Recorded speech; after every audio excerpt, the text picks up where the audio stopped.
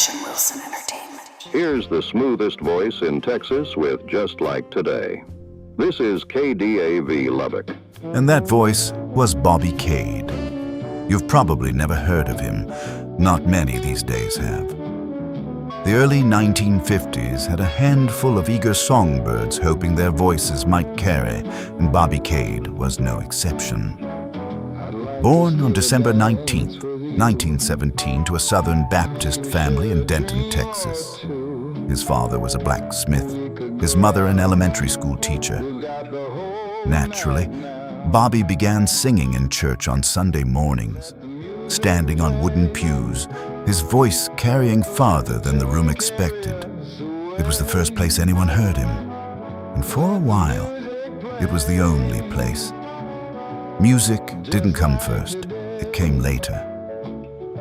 Bobby, also known as Robert, spent his 20s and 30s in Denton doing hard labor on farms and ranches, while dreaming of the big city.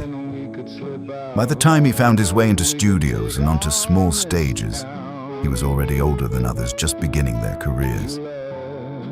In 1947, while traveling and seeking notoriety, he met aspiring actress and fellow musician Dede Hensley. Born in Clarksdale, Mississippi on August the 8th, 1922, she had made her connections, but her career never quite gained traction. At least, not until she met Bobby. In the month that followed, the duo would spend late nights in cocktail lounges and diners, forming a bond through music and ambition. Dede's family had ties in gospel radio and television, and through them, the couple found their way into the edges of the music industry. They married in the summer months of 1952. They had 2 children, a son, John, and a daughter, Sylvia. Together, they had a dream, and they believed in it.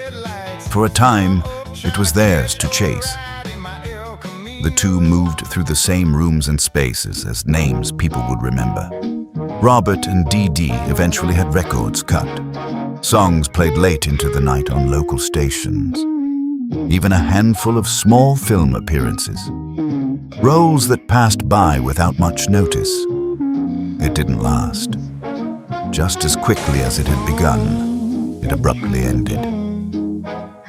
The couple were killed in a car accident in April of 1963. Before too long, things got quiet. The music stopped, the radio moved on, the films were forgotten.